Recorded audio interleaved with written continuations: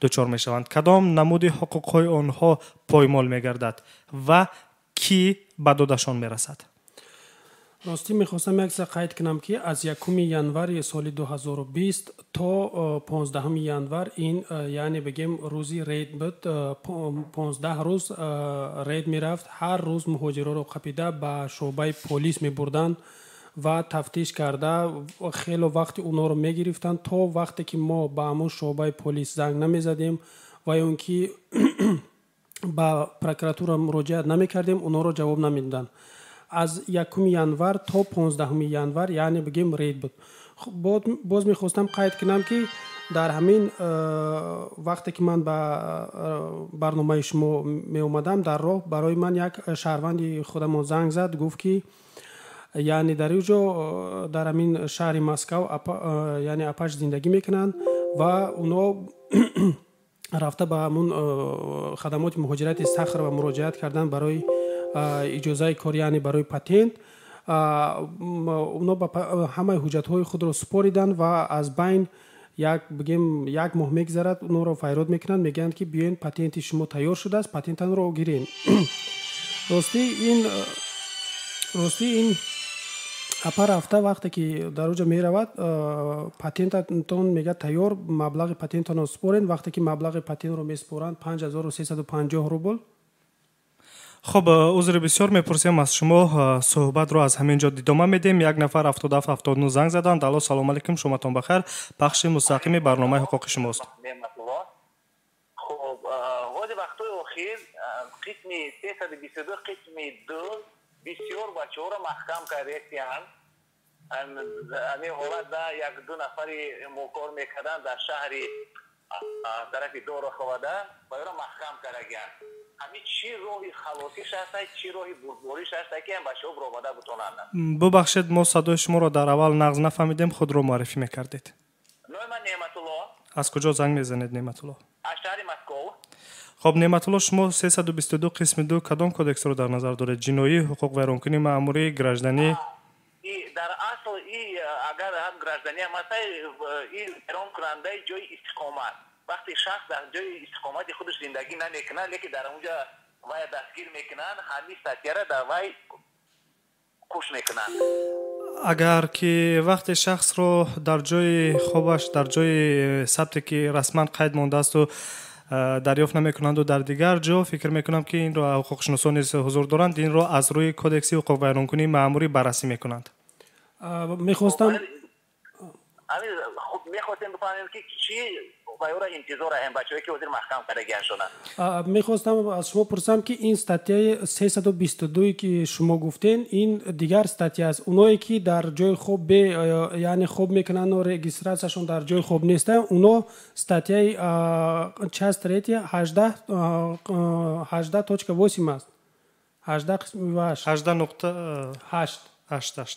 این 322 که شما میگفتگی اینا همون آدمایی هستن که یعنی بگیم زپرت دارن، باز نام و فامیلشون علیش کرده میان. این اوگالونی دیلا میشود، حق دارند که از 3 ماه تا 3 سالش نونن.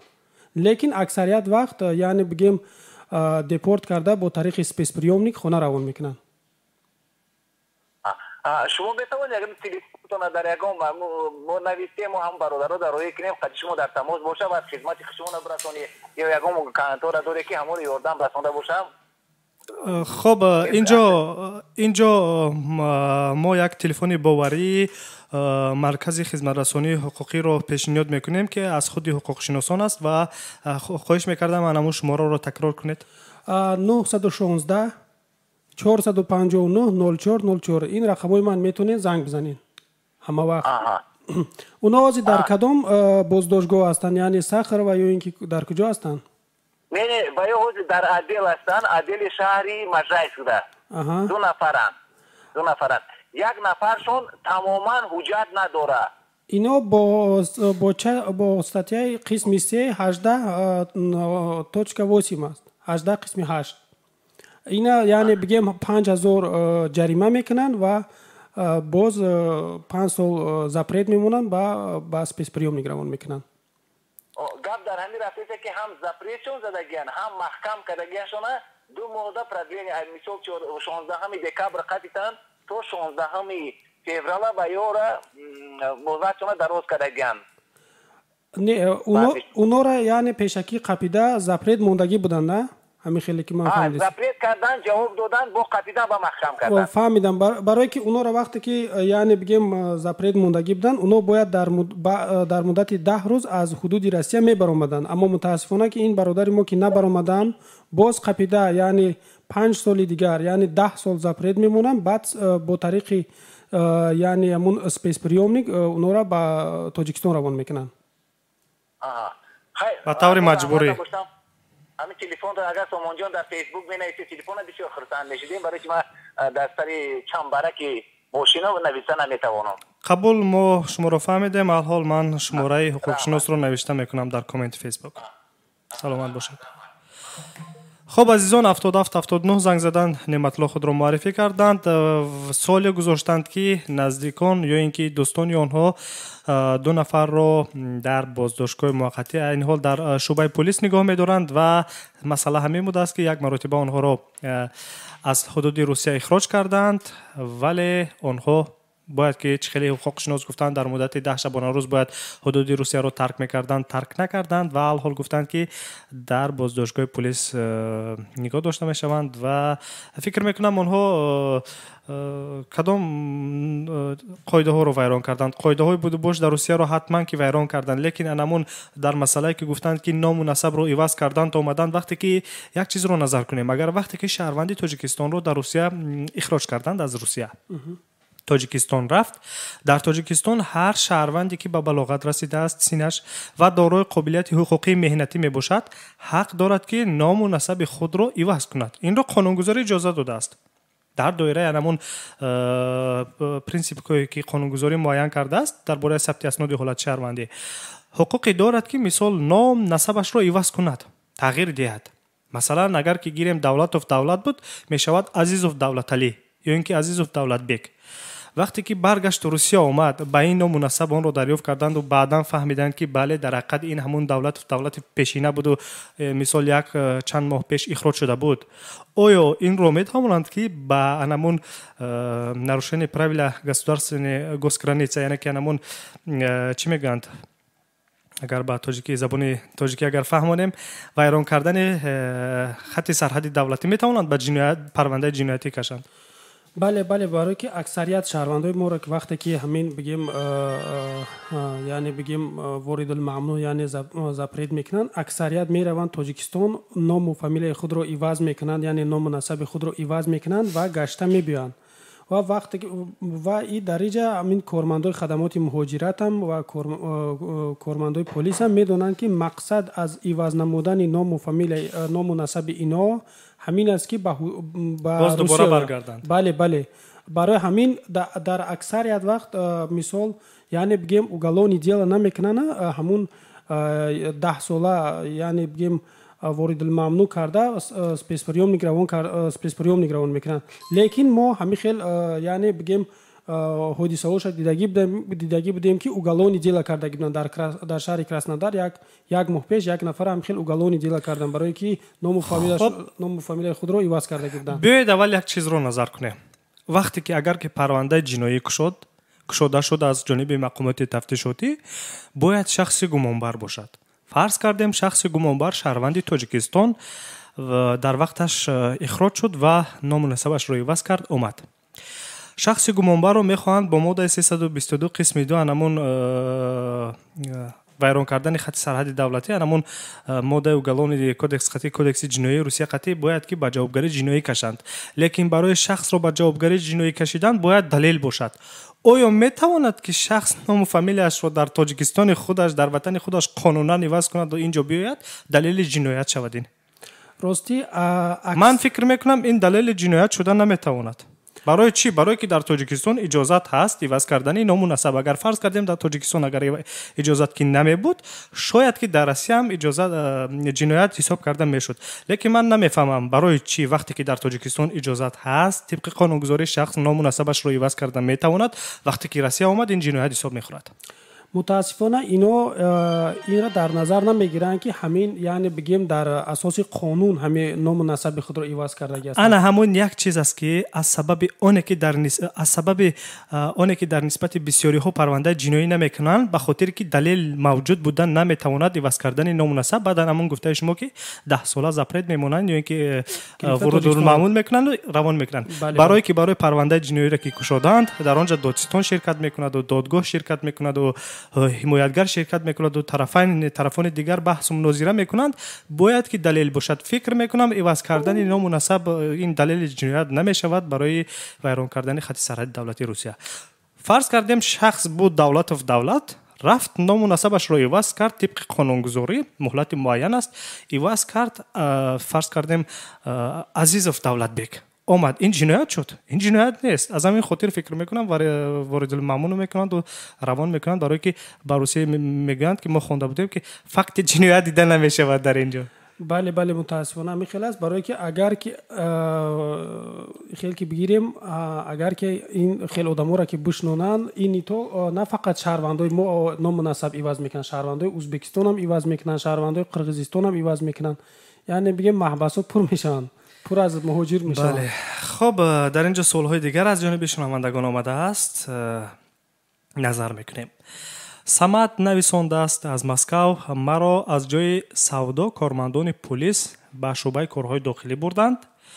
2-3 کاغذ را امضا گذاشتم. بعد جواب دادند: آیا شهروندان تاجیکستان اجازه سودا دارند؟ فروشنده شده کار کردن میتوانند؟ همه کاغذهای من امضا کرده چی باشند؟ به من در آینده ضرر ندارند؟ یعنی که این نفر سوداگر بوده است، از جای کارش باز داشتن، بردن به شعبه پلیس، کدام یک کاغذی را امضا کردند، بعداً جواب دادند. راستی در اکثریت وقت شهروندای ما را وقتی که به همون شعبه پلیس میبرن، اونا نه بگیم یگان حقوق شناس طلب میکنن، نه یعنی کارمندای سفارت طلب میکنن، باید موافق قانون اونا طلب کنن. بعد همون حجتایی که برای اونا میتین اکثریت وقت در همونجا بسیار در همون یعنی بگیم شعبه پلیس بسیار میشینن، خودشون بگیم مونده میشون. بعد همون چی حجتی که دادن همون را نو خونده یگون نو فهمیده همون امضا موندن میگیرن.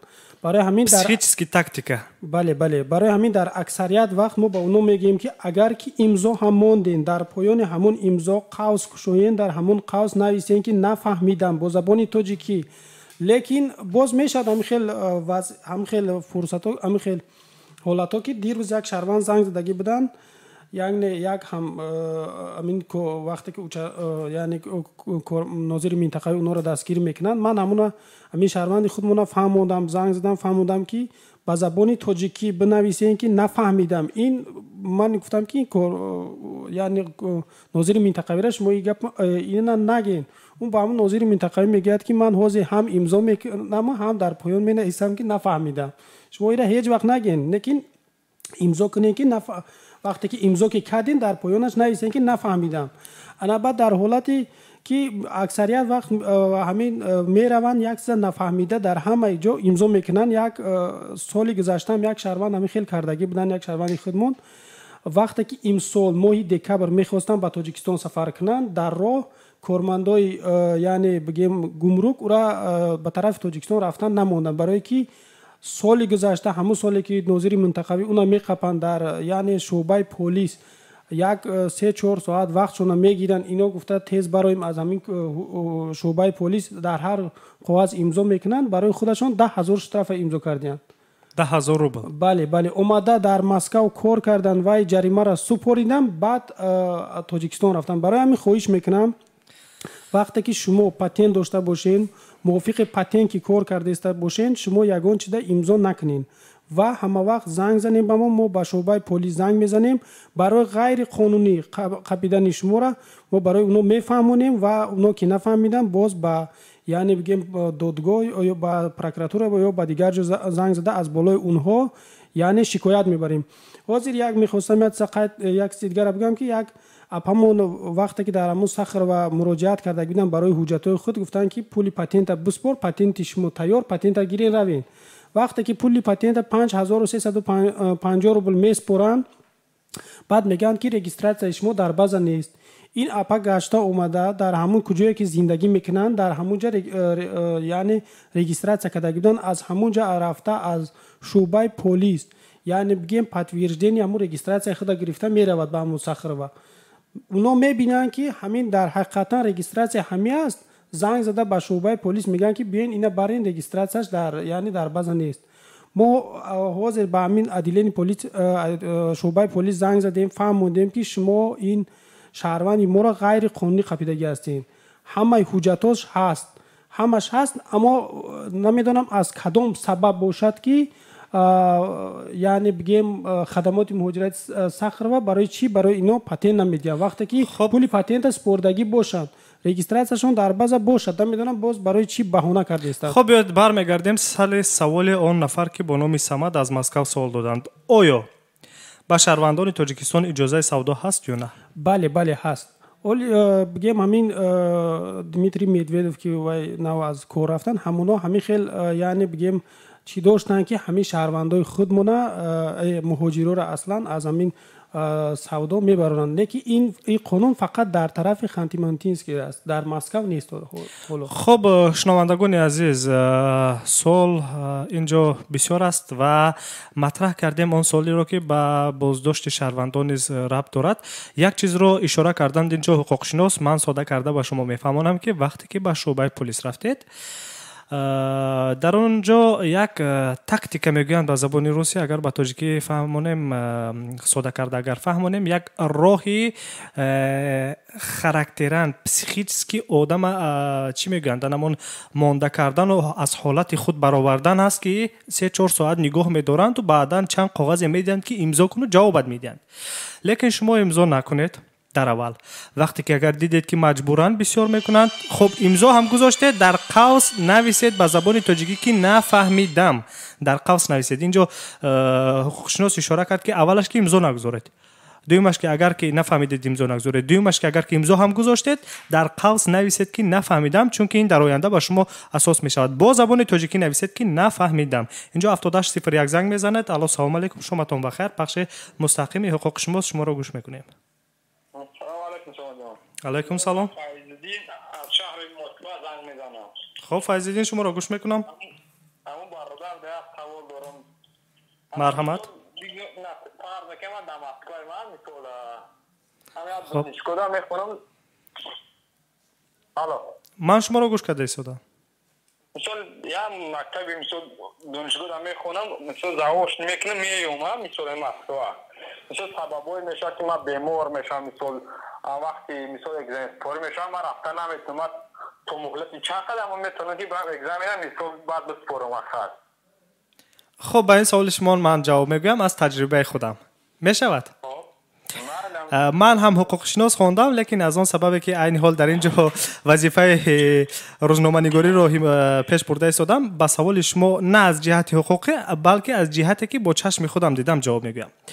من وقتی که اکادمی تحصیل میکردم در روسیه همین سال ختم کردم بودند همون نفرانی که بیمار میشدند یا که بودند این تاکتیک دانشجو هم میگویند بیمار هم نمیشدند و رفته در یگان بیمارخانه دهاتای خودشون در دهاتا و در همین روسیه نفران روس هم این کارو میکردند خواب میکردند چون که این استادی که امروز امتحان میگیرد به نهایت سختگیر بود خواب میکردند بعد از همونجا یک کاغذ می‌آوردند که در روز امتحان این نفر در بیمارخانه خواب بودند بعد این نفر وقتی که نیافک نویسندگی است در تابل نمونه امتحان گذاری استاد وقتی که نرفته نیافک می نویسد که حاضر نشد گفته در امتحان می نویسد اگر که به سبب باشد شما الکی حساب کنید که از امتحان افتادگی یعنی که بهای 2 برین حساب کردگی افتادگی لیکن نیافک شما را کاغذ دکتر میارید که مثال خواب بودم در بالینسا بیمار بودم همون نیافک شما همین سپرافک دکتراتون یعنی که گواهنامه دکتراتون سبب می شود و در اساس سپارش دکان از نو شما را یا که همون استاد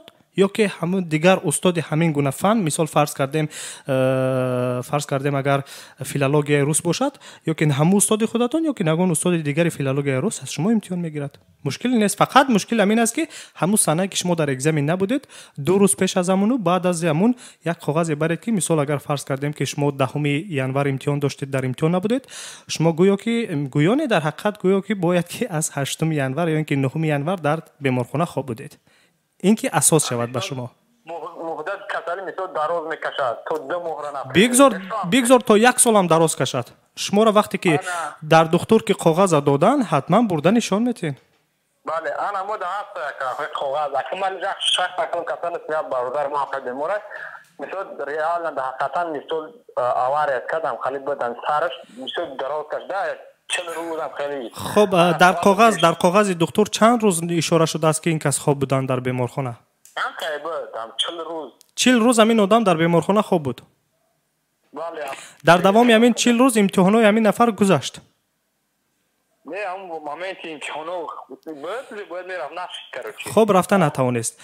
از دکتر چی حجت دارد؟ چی کاغذ دارد؟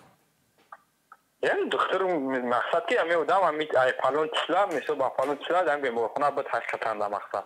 با مهرش، با امضایش، با سندش همه نوشته درست کردگی. بله انا مودم یکی نه انا یا مو تو سرکن تو یا مو ده چی حالتی هست نیستم باش مبینم خطون. خب کدام دانشگاه هست؟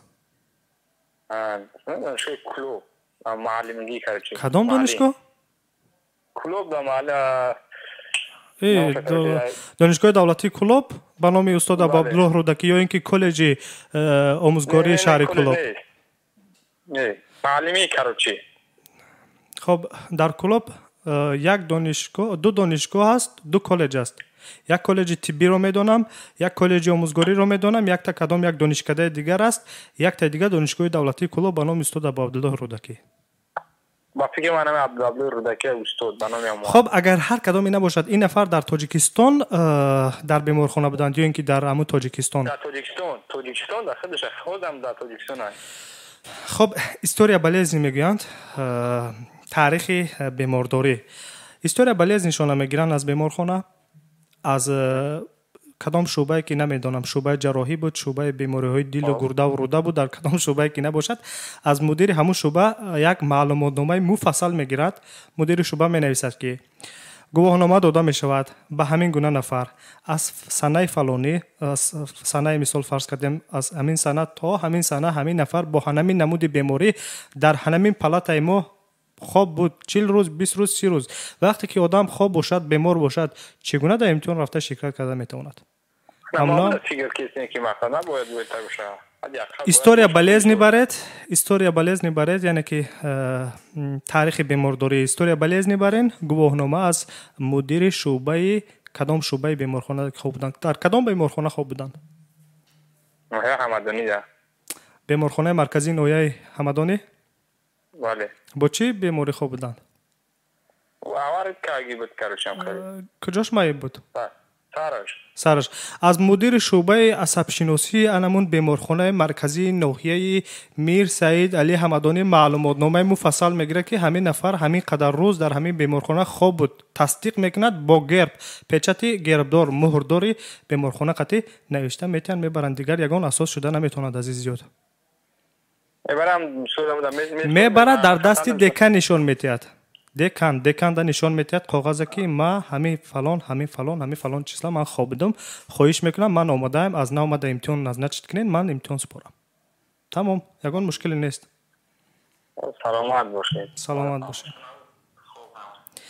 خب عزیزان دل ادامه میدیم بخش برنامه حقوقی رو. اینجا تکرار میکنم حقوق شناسی ساحه مهاجرت محمد صابیرов شرکت دارند و به سوالهای شما مستقیما جواب میگویند. عزیزان ساعت در مسکو 18:54 است. امروز 17 ینور سال 2020 هر سوالی که دارید میتوانید زنگ بزنید مستقیما و به سوالهای شما حقوق شناسی ساحه مهاجرت اینجا آماده است که جوابهای مشخص گرداند. تلفن برای تماس 8965 151 0410 8967 111 56 46. ما در خط علاقه هستیم و اینجا استودیو مرکزی رادیو مهاجرت است. برنامه حقوق شماست.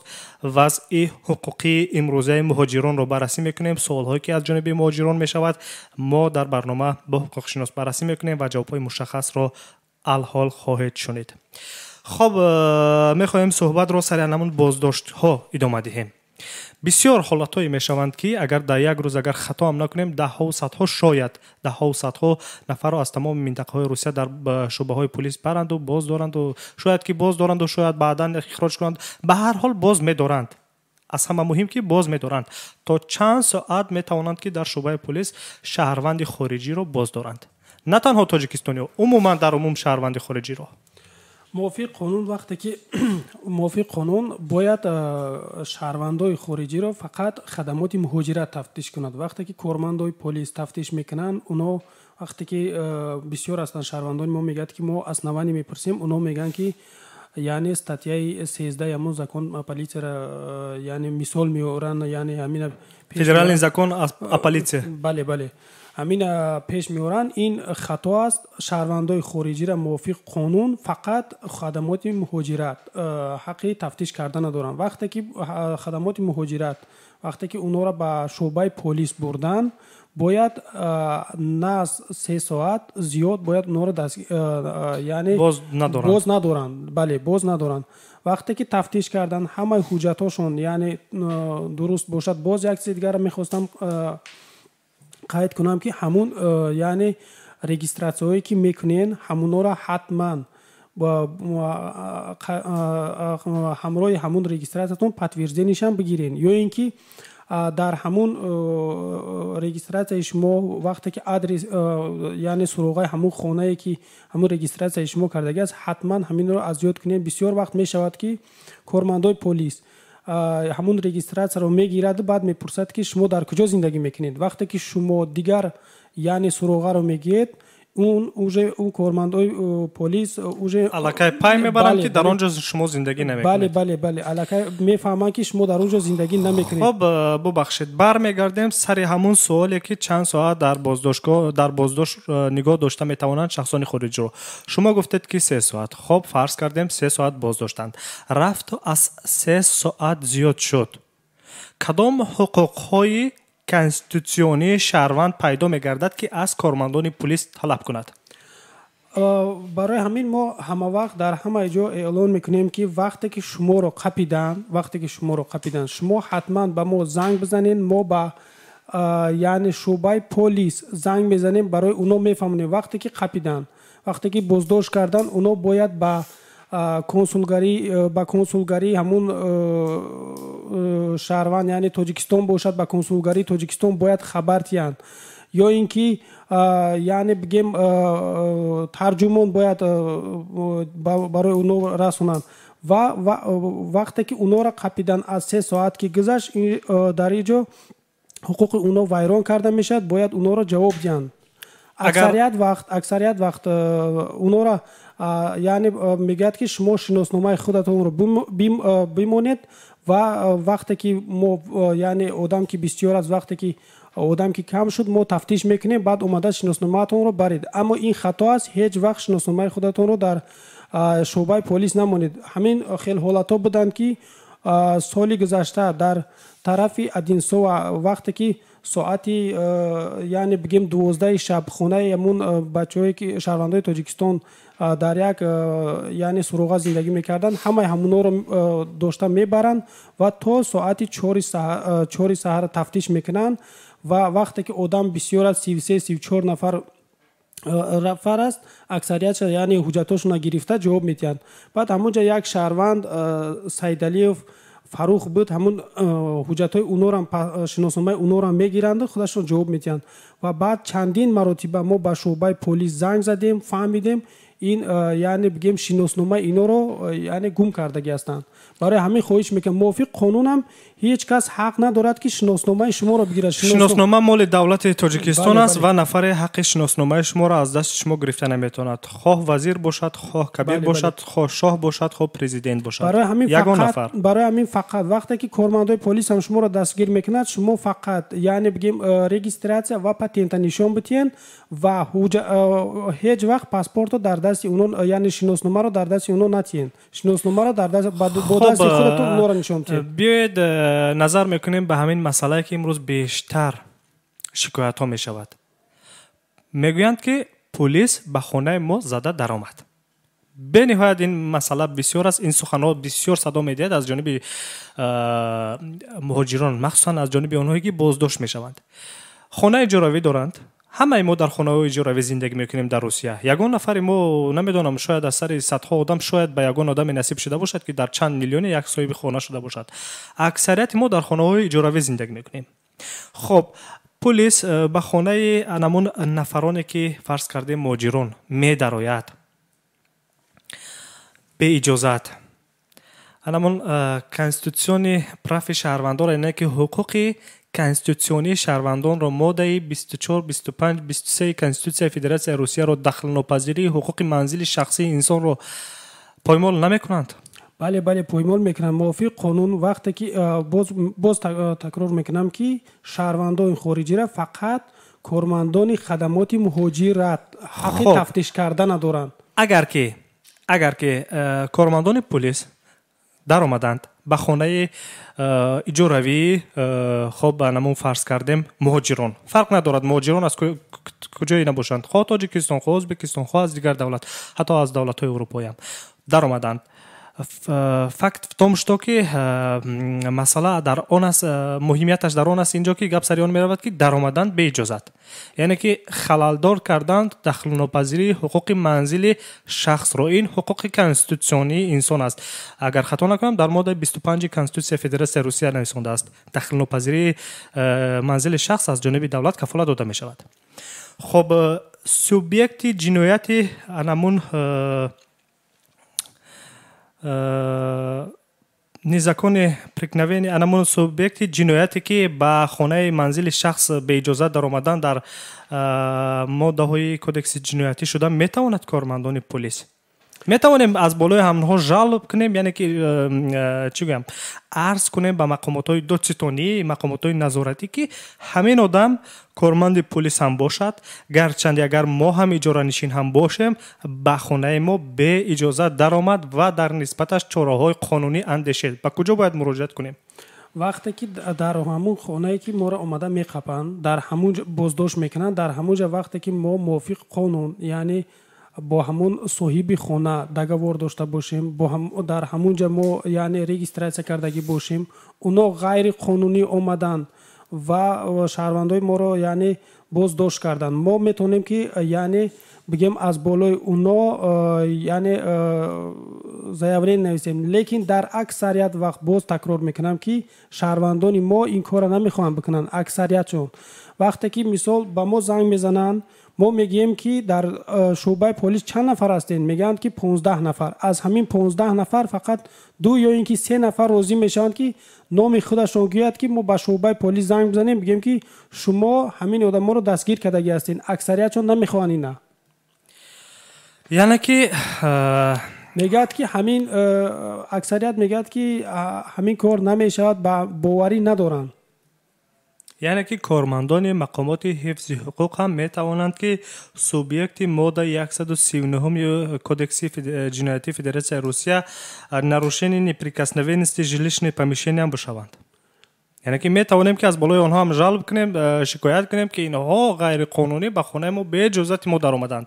дар як сурат фақат мисол фарз кардем, инро ҳама медонанд ки дар як сурат онҳо беиҷозати шаҳрванд даромада метавонанд ки дар ҳолате ки қарори додгоҳро барои анамун дастгир намудани онҳо дошта бошанд, яъне ки додгоҳ иҷозат дода бошад ки мисол ҳуқуқи конститутсионии инҳо як тараф ва метавонед ки даромада ба хонаи инҳоро дастгир кунед. лекин фикр мекунам дар ягон сурат онҳо ин иҷозатро намегиранд аз додгоҳ ва рафта шикоят даромада мисол шаҳрвандонро, нафарони хориҷиро боздошт мекунанд. баъд боз мехостам як чизи дигаро қайд кунам ки дар вақте ки ҳамун яъне омада ҳамун ба хонаи шумо яъне бигем ҳамун дарро мезананд ё ин ки чӣ кор мекунанд, шумо ҳатман дарро накушоед, шумо пурсон шавед ки ҳастед шумо, барои чӣ омадед инҷо. аксарият намепурсанд, мутаассифона аксарият намепурсанд, намегӯянд ки шумо куҷо омадед. агар бигӯяд ки ҳатто бигӯяд ки мо кормандони полис ҳастем, шуморо кӣ равон кард, аз додгоҳ моро ҳамун бигем қоғази додгоҳ нишон диҳед, полни ҳамун яъне ҳамун адресҳоро ҳамаро пурсен. аксарият ин корро намекунанд мутаассифона. хоб инҷо суоли дигар аст, биёед мегузарем ба сари суолҳо. мавзӯъҳоро хело ҳам баррасӣ кардем, фикр мекунам баъзе равшаниҳо ҳам андохтем ба гӯши шунавандагон. дар инҷо як нафар исмаш ҳам ин гуна ишора шудааст дар имо, дили ғариб. салому алейкум гуфтааст, ба шумо савол доштам. خب میخواهم اویلم رو به نزدم آورم، لیکن خط زکس ندارد. خلاصه میخواست از اویلش رو به روسیه بیارد، خط زکس ندارد و کودکانش در نسب کودکانش اسم پدر درج شده است. مثال گیریم همون اوچستوش اگر به زبان روسی گیریم اسم پدرش است. آیا مادر به شوهر که در روسیه است مادر میتواند که فرزندان رو به روسیه گرفته آورد، لیکن خط زکس ندارد، خط ثبت اسناد حالت شهروندی، خط نکاح ندارد. خط نکاح در این حالت راستی وقتی که مثال هر یک شهروند جمهوری تاجیکستان برای مثال همسرش رو آوردن و این کودکانش رو آوردن باید از اینجا دویرنیس روان کنه برای آوردن اونا. در اینجا اینا قید کردن که یعنی بگیم همون کودکا در نام همین پدرش هستن. بله. برای همین خب نسب پدر یعنی که اوچستوی کودکا در نام پدر نشان داده شده است، نسبشان در نام پدر نشان داده شده است در شهادت نامه تولد کودکا، لیکن خط رسمی همون نکاح ندارند. به هر حال اونا یعنی بگیم همون دویر نیست روان کنن، همین پدرشون روان کنن که تو اینکه همین کودکا را، لیکن به خط زکس هم اینجا کودک آوردن در اینجا بسیار هم یک بگیم بعد مشکل است. بله مشکل است. وقتی که کارمندان مثال از ارگان اپیک رفتن دیدن که اونا را حجتاشون هم توغری نیست، بعد یک اصلاحی ساز هم ندارن، کودکا را حق گرفتن هم دارن. راستی ما از دیروز یک 5-6 نفر همین شهروندای خودمون زنگ زدن گفتن که کودکای اونا را گرفتگی هستن در ارگان اپیک، ما چیکار کنیم؟ برای همین خواهش میکنم اول همه حجت ها رو تو یعنی درست کنید، بعد همسرتون بیارین. یعنی که پدر باید که از روسیه وکالتنامه میگن به زبان تاجیکی، به زبان روسی دویرنیست. بله. باید که از نوتاریوس وکالتنامه گیرند به نام زنشان، در آنجا فرزندان رو درج کنند که اجازه ورود به روسیه آمدن رو دهد به اشتراک پدر. همین گونه من درست فهمیدم؟ بله. خب این رو میتوان به نمون پشت الکترونی روان کرد، چون که از روسیه با کاغذ رو کی میبرد این هم یک مشکل است. اگر فرض کردیم به پشت الکترونی روان کرد و مادر از اونجا گرفت پچت کرد گرفت آورد میشود حجت حساب میخورد. راستی با پشت الکترونی من یگون بار یعنی بگیم با پشته خودم این اصلا برای آسانش است، با پشته خودمون نکردم، لیکن از همه خوبش میشود که با فرودگاه به دست یگون کس روان کند. بسیار مشکل در این است که ما از زمانه عقب نباید مانیم. در دولت‌های گذشته پیشرفته دنیا همه کار به طور الکترونی پیش می‌رود. ما اگر چی گویم به زبان روسی ابیاز نیم که همین در فرودگاه رویم ساعت 4 سحر باید که پرواز است و 2 ساعت دیگر یگان نفر دیگر رو زوره کنیم که اکا دادر همین کاغذ همین وکالتنامه رو مرا به دوشنبه برید و با ساعت 8 صبح از دوشنبه یک نفر پیدا می شود و در فرودگاهی که 300 آدم ایستاده است شما رو گفته می یابد و وکالتنامه رو از دست شما میگیرد. آیا نمی شود که همین رو طریق الکترونی فرستاد و از اونجا گرفت؟ یگان مشکلی نیست. راستی در روز کارمندان گمرک خودمون اگر که یگان مثال بگیم یگان مشکلی نکنن، لیکن بسیار وقت مندگی هستن که فقط با طریق فرودگاه روان میکنن، یعنی برای همین باید قدم ها رو به پیش ماند. بله. خب سوال دیگر در اینجا هست، نظر میکنیم اسلام نویسنده است در ایما. خب سلام علیکم گفته است، من سوال دارم. من به طور رسمی کار میکنم، پتنت دارم، تا ماه مارت پول پتنت رو سپاریدگی هستم. میخواهم خانه روم، به مهلت 45 روز بلیت از دو طرف دارم، لیکن مشکل در این است که این نفر 2 تا جریمه از قاعده های حرکت در راه یعنی که از DPS از گایی دارد و گفته است که پول جریمه هایم سپاریده است. مشکل نمی شود، یعنی که این نفر میخواهد تاجیکستان رود، پول پتنتش ماهانه پتنتش تا ماه مارت سپاریده شدگی است. در اینجا مشکل فقط همین است که این نفر 2 جریمه دارند از بازرسی دولتی اتومبیلی و جریمه هایش رو سپاریده است. میخواهد فهمد که آیا من تاجیکستان رفتم اومدم مشکل نمی شود که من جریمه داشتم و مبلغ رو سپاریده بودم سری وقت.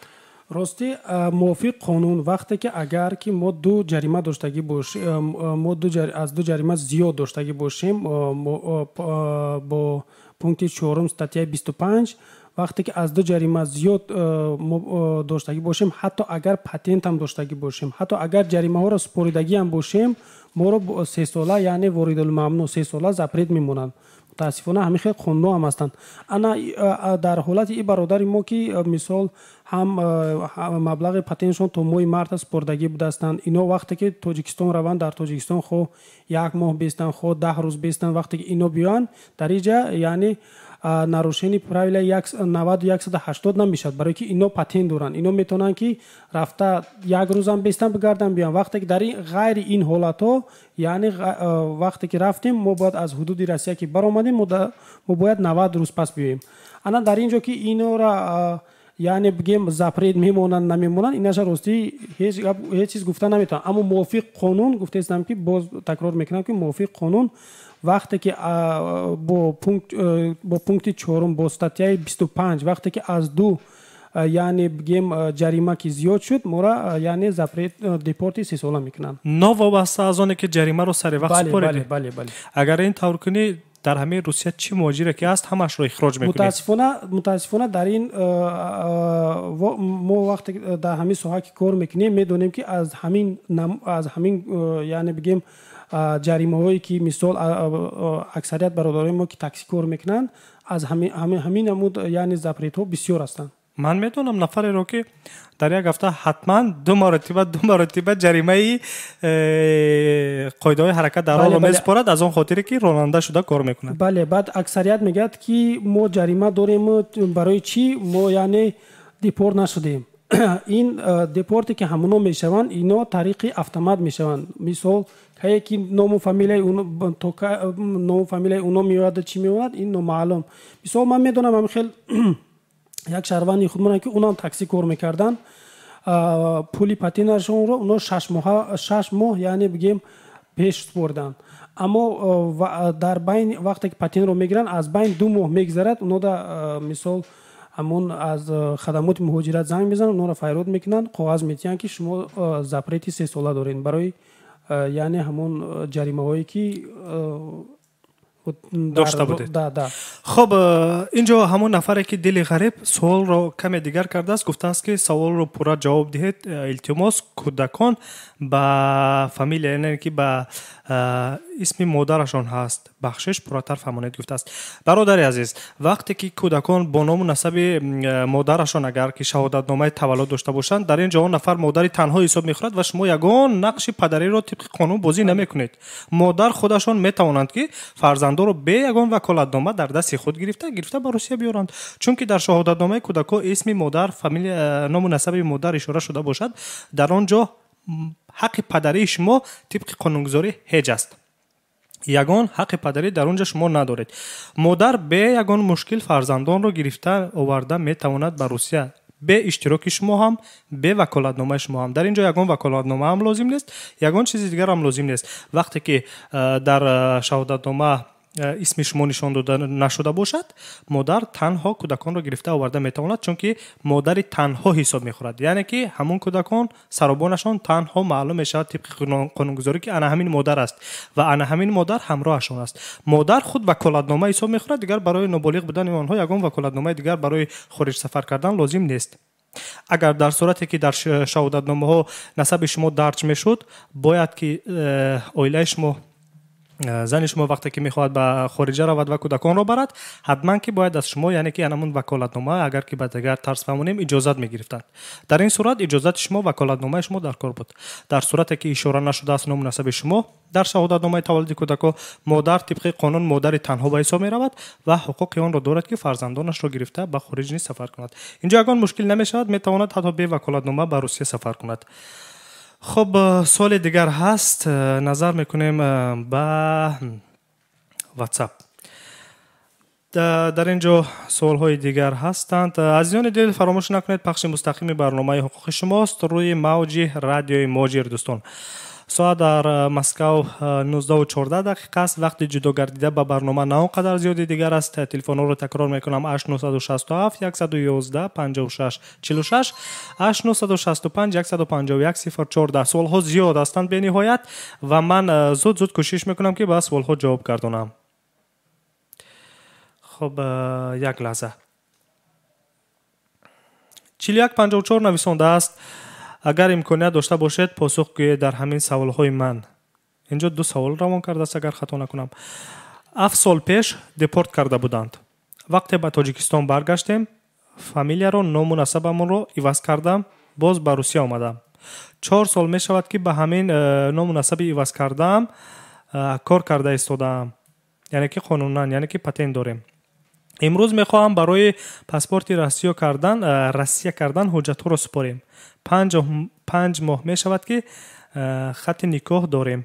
метавонем ба воситаи хати никоҳ хоб ҳуҷҷатҳоро супорем. яъне ки ин нафар 7 сол пеш аз ҳудуди Русия ихроҷ шуданд.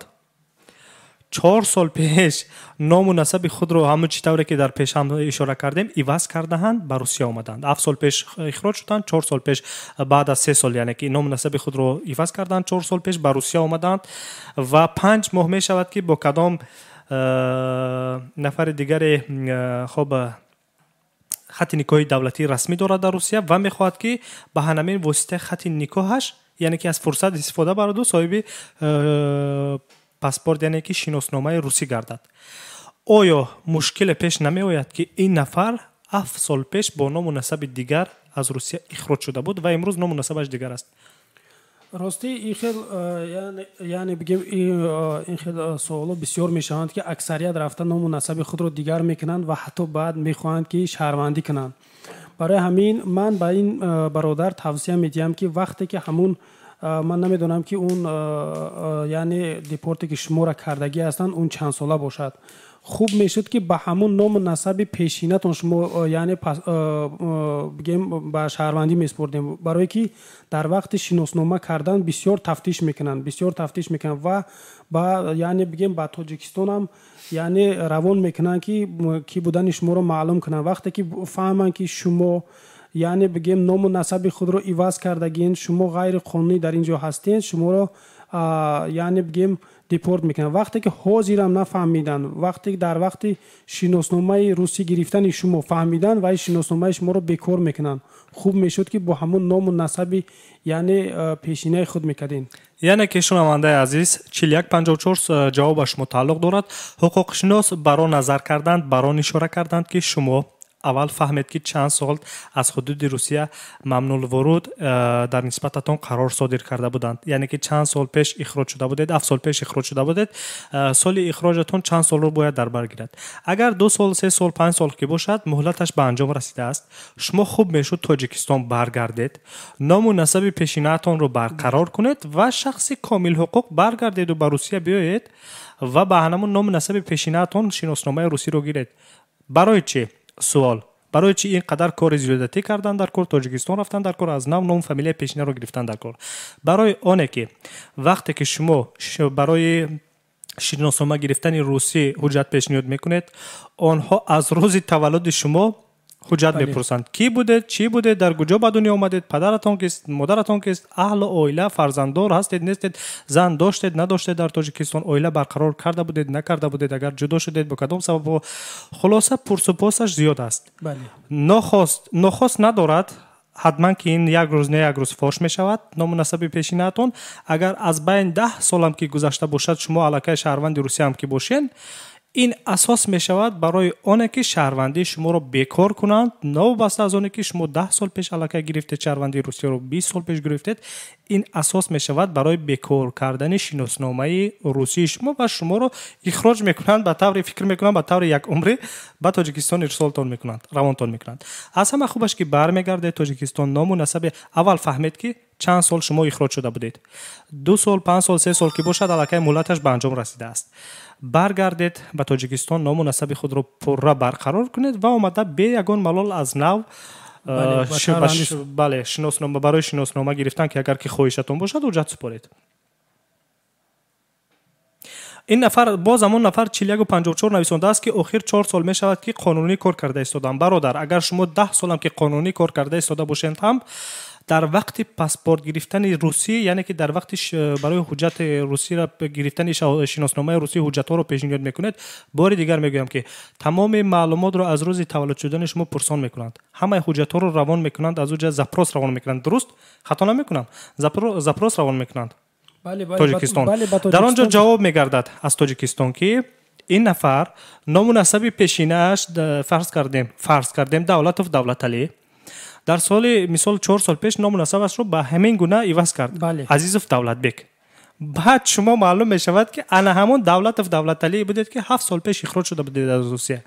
باز یک بار دیگه شما رو اخراج میکنند و از روسیه گسیل میکنند با تانتانه. برای همین خوب میشد که با تاجیکستان سفر میکردین، با همون نام و فامیلی که پیش داشتیم، با همون نام و فامیلی حقیقی خود برمیگشتیم، بعد یعنی بگیم با شناسنامه کردن مراجعت میکردیم. یعنی که جریان گرفتن شناسنامه ساده نیست، پرسپوسش بسیار است، حجت گزارش بسیار است. وقتی که شما پتن گرفتین این معنی او را ندارد که شما رو نفهمیدن. بله نفهمیدن و شناسنامه گرفتن هم همین رنگی یعنی پتنت آسان‌تر است. یک چیز رو شنوندگان عزیز فراموش نکنید که پتنت گرفتن معنای آن را دارد که شما بودجه رو پر میکنید، به هر واسطه که نباشد شما را قبول میکنند. لیکن شناسنامه گرفتن یک نامخور زیادتی میشود. به هر حال اگر این رو تفتیش از زیاد است. فرض کردیم، فکر کنید خودتون، عادی مثال میارم. وقتی که اگر پتنت گرفتی کیسه یعنی که بودجه روسیه رو پر میکنی، هر نامناسبی که قطعی نباشه قبولت میکنند. اصلا مهمش که پتنت رو گیر، مبلغش رو سر وقت سپار، مشکلی ندارد، اینجا قبول میکنند. لیکن اگر که وقتی که شناسنامه طلب کرده یک شهروند کامل حقوق یعنی که یک نامخور دیگر زیاد میشود. از همین خاطر تفتیشش زیاد است.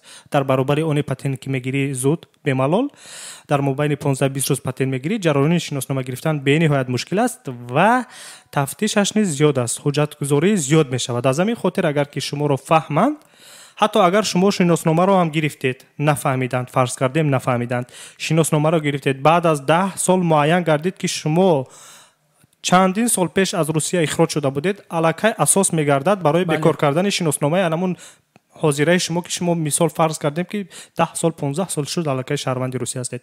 این شناسنامه شما رو نیز بیکار میکنند و از روسیه شما رو اخراج میکنند. برای همین یگانه راه خوبش همین است که برمیگردید، نام و نسب پیشینه‌تان رو برقرار میکنید.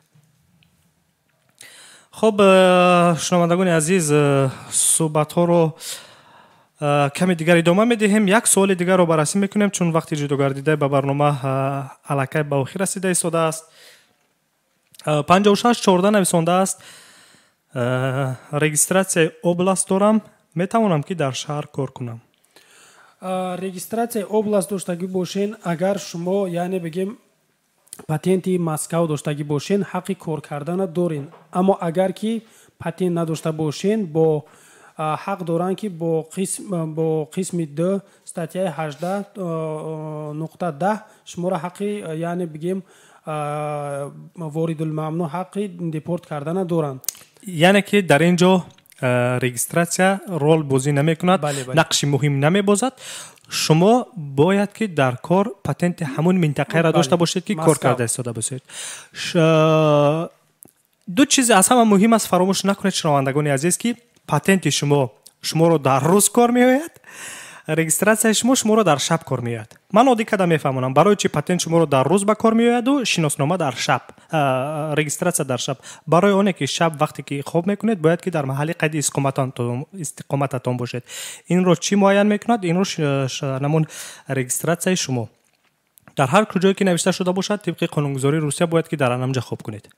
اگر فرض کردیم روز رو گیریم، در هر کجایی که فعالیت کرده ایستاده باشید، کار کرده ایستاده باشید، باید که پتنت منطقه انمون شهر رو داشته باشید.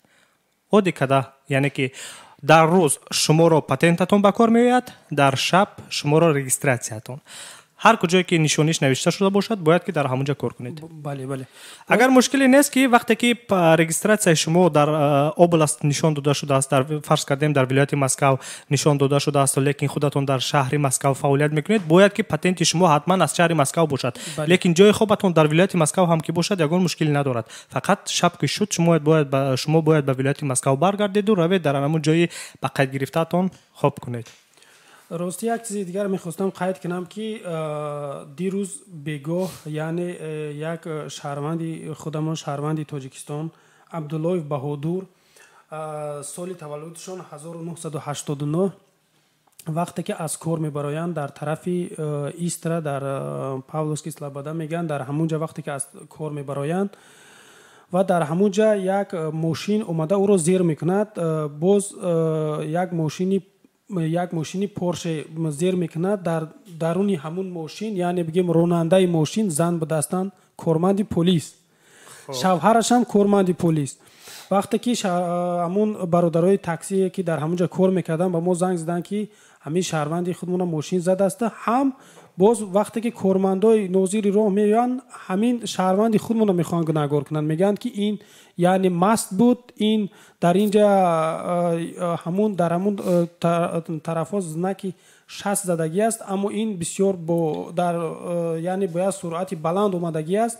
ҳамин шаҳрванди худмона зер кардагӣ ҳастанд. боз мехостам қайд кунам ки мо бо падару бародари ин марҳум суҳбат кардем ва иншоаллоҳ худо хоста бошад дар рӯзҳои наздик ӯро ба тоҷикистон равон мекунем ва мувофиқ қонун мо яъне бигем ҳуқуқшунос нода пешниҳод кардем ва он одамое ки яъне ӯ кормандои полисе ки ин кора карданд, яъне бигем мувофиқ қонун ба ҷавобгарӣ мекашанд. як чизро фаромӯш намекунем муҳаммад собиров ки ва дигар шунавандагони азиз ки корманди бозрасии давлатии автомобилӣ чизе мегӯяд намегӯяд, ин муҳим нест. ин нафар маст набуд, инро фақат комиссияи тиббии додгоҳӣ, яъне ки экспертизаи судди тиббӣ муайян мекунад ки ин нафар дар ҳақиқат агар рӯаш шод бошад марҳумро агар фавтида бошанд ҳам комиссияи тиббӣ инро метавонад муайян кунад ки ин нафар маст буд ё на. он ба гуфтаҳои он кормандони бозрасии давлатии автомобилӣ ҳеҷ аҳамият намедиҳем. фақат бояд аминро талаб кард ки бигзор ки ташхиси тиббии судди додгоҳӣ баргузаронида шавад ки оё ҳамин нафар маст буд ё на.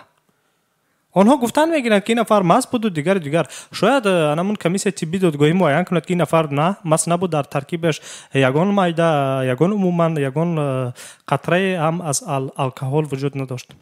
ман барои ҳамина мехостам бигӯям, барое ки бисёр аз саҳар, яъне то ҳозира чандин маротиба мора занг задан, шаҳрвандои худамон пурсон шуда буданд ки аҳволи ҳамун бародар чӣ шуд, яъне падаршон дар алоқа баромада ё ин ки не. бароям мехостам бигӯям ки падаршон ва бародаршон бо мо дар тамос ҳастанд ва худо хоста бошад дар рӯзҳои наздик ӯро ба тоҷикистон равон мекунем ва он касе ки ин кора кардааст мувофиқ қонун ба ҷавобгарӣ кашида мешавад. ҳатман ҳама дар назди қонун баробар ҳастанд. хуб, сомиёни арҷуманд, пахши мустақими барномаи ҳуқуқи шумо буд рӯи мавҷи радиои муҳоҷир. дӯстони азиз, тӯли беш аз 1 соат аст аллакай ки мо дар студияи марказии радиои муҳоҷир ҳузур дорем ва дар ин ҷо даъват кардем ҳуқуқшиноси соҳаи муҳоҷиратро ки муҳаммад собировро ки ҳар рӯз бо муҳоҷирон сару кор мегиранд, гурӯҳи ҳуқуқшиносони онҳо ба онҳо ёриҳои ҳуқуқии худро мерасонанд. доду гирифташон зиёд аст бо мақомотҳои ҳифзи ҳуқуқи Русия.